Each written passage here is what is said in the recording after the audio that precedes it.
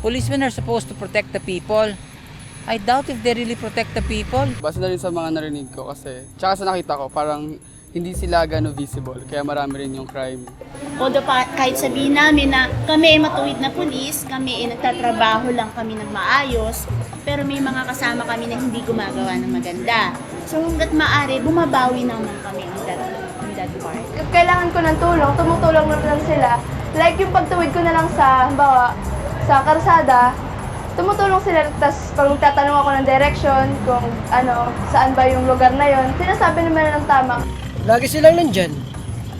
Tapos yung kung may nangyayari, pinupuntahan nila agad. Ang pulisan kasi, kailangan mapalapit sa komunidad dahil una-una, hindi lang responsibilidad ng pulis na lumutas sa isang krimen. Responsibilidad din to ng mamamayan.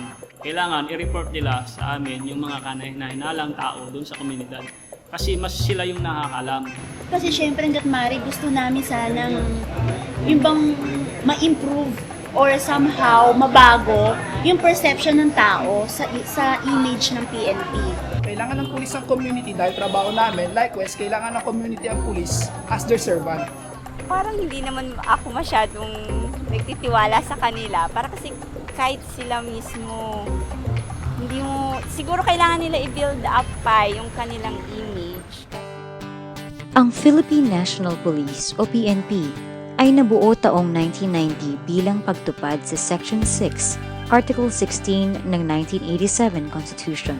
Ang kapulisan ay may mandatong panatilihin ang kaayusan at kapayapaan ng bawat lugar sa bansa at siguruhin ang kaligtasan ng bawat mamamayan. Higit pa dito, sila rin ay naatasan na tulungan ang lokal na pamahalaan sa epektibong pagbibigay ng serbisyo sa kanilang nasasakupan.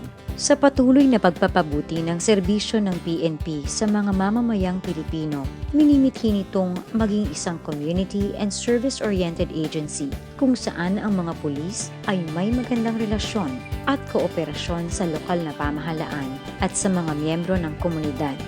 Bilang parte ng isang komunidad, layon din ng kapulisan na makipagbahagi na ng pag-aari, lakas paggawa at iba pa tungo sa kaunlaran. Upang ito ay maisakatuparan, ipinakikilala ang Community and Service-Oriented Policing System o CSOP. Ang pagtatagumpay ng pagpapalaganap at pagsasagawa ng Community and Service-Oriented Policing ay nakasalalay sa pagyakap at pagsasabuhay ng kapulisan, ng lokal na pamahalaan at ng mga mamamayan sa prinsipyong ito. Nakapaloob sa CSOP ang pagkakaroon ng tungkulin ng lokal na pamahalaan at miyembro ng komunidad upang maging mas maagap at aktibo ang pagkilala at pagsugpo ng mga problema na kinakaharap nito. Mula pagpaplano hanggang sa implementasyon ng iba't ibang gawain, parte nito ang pagsasagawa ng mga konsultasyon at pakikipag-ugnayan sa komunidad at ang pagiging bukas ng tanggapan ng pulisya sa pagdinig ng mga hinaing ng mga mamamayan. Malaking bahagi din ng sistemang ito ang pagbabago ng pananaw ng bawat isa sa mga pulis. Nakapaloob dito ang hangarin na mapalapit ang loob ng mga tao sa kapulisan at magkaroon ng pagtitiwala sa isa't isa.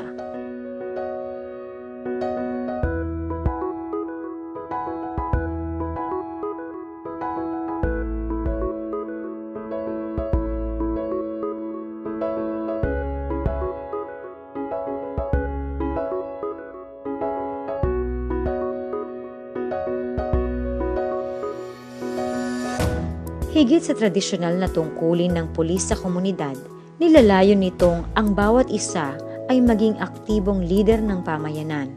Isa itong pamamaraan upang mapanindigan ang kanilang ikatlong mandato na nakasaad sa batas na mas maging bukas at sensitibo sa mga pangangailangan ng mga mamamayan na kanilang nasasakupan.